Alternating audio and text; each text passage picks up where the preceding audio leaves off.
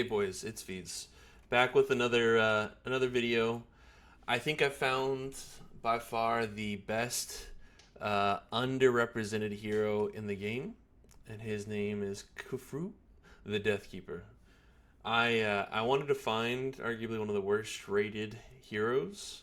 As you can see, no one who's had him has used him really for anything, or they just got the Yelper who happened to pull him out of a Void Shard instead of some Void Legendary, like Sir Nicholas or something. And they really gave him a bad rating. Well, the good thing is that he's amazing. The better thing is that even with the set that I'm using currently, the bolster set that came out, I was using Immortal and Regeneration before. I was able to do effectively anything and everything that I needed to do with him to make him effective. So really, I wanted to do the obviously budget build. All the stuff is available that you can get, but do a budget build really for newer players. So you guys, if you were to pull this guy, not all hope is lost with it. So masteries first. With him, I went with a lot of the healing abilities, of course, chance to counterattack, etc. Increase base stats, and then increase HP. Is this optimal? I don't truthfully think so. But the reason why we went with defense is a little extra damage, the HP, of course, to survive. And what we found is that we can effectively take even a poorly equipped Aethel or Kale or whomever and take them into plus 15 dungeons and duo it with it. You can actually solo those 15s with Khafru, but it's a little bit slower because he doesn't do a significant amount of damage. Really, kind of where his kit comes into handy is the debuffs, being able to transfer the debuffs from himself to the other people. And then, of course, if you are running a party, being able to heal and remove all debuffs from your party, or one random debuff from each of your party, and put it back onto whoever did it with. So, the other benefit is that he gets unkillable and taunt, so he can effectively dictate a lot of the damage that's coming in. And if you happen to get a blessing for him, which you just get the bad RNG, I went with Survival Instinct just to basically get his turn meter up. Really, the name of the game for this guy is just get him as fast as possible and make sure he can do abilities. So, super helpful. I'll show you a video, actually, a little clip at the end of this where he does a 15 with the Aethel. Guy is overall pretty beastly. I know he's kind of the laughing joke, but I was able to do...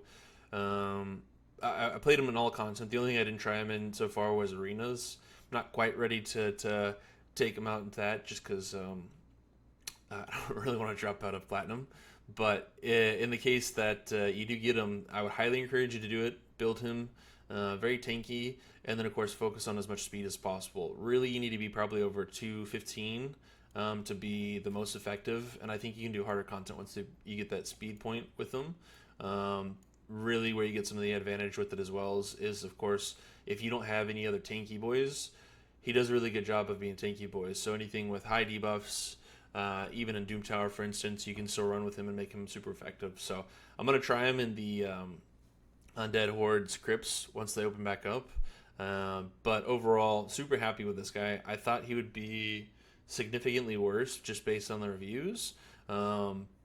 But really strong overall. He does have a minute clear time on 12.3, which is not super exciting, but let's just say you weren't able to get an Aethel or someone else who's a better clearer into it, you at least have Old Faithful with it. Super tanky boy, allows him to do a lot of things, doesn't take a lot of damage, and then of course overall it just makes it super impactful if you happen to pull a bad void, and this is the void that you get with it. So I would say don't fret. Honestly, this guy is really OP. In the right circumstance, and he duo wells with a lot of things. You can either run 2 tanks with them or run tank DPS, as long as they have a little bit of regen, and effectively you're unkillable with it. So I'm going to try him in some other builds to see if I can get him a little bit higher up there, maybe play around in the Hydra builds a little bit to see if I can make him function. But overall, great build.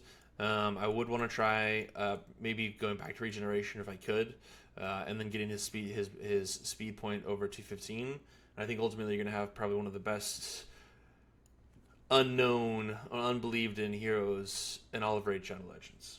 So if you guys have any questions, comments, concerns about builds, curious as to what I did with it, sets, etc., I'll show you his stats real quick before we get into it. As you can see, 65,000 life, nothing too crazy. Tag decent, really don't need that much.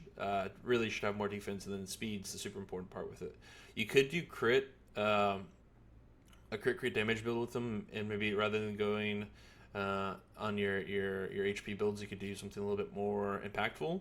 He would do a significant amount of damage, and of course, if you're running him with anyone who can put poisons or debuffs on yourself, you can actually wombo combo that with him, long as he's the last one to attack, and you get all the debuffs up on yourself, and then you put those on bosses. So that's where a lot of his damage comes into too. If you do crit damage, a little bit slower, you could also stack them up and get some poison buffs with it. So outside of that, appreciate you guys for tuning in. I'll, like I said, after this little bit, you'll get a chance to see the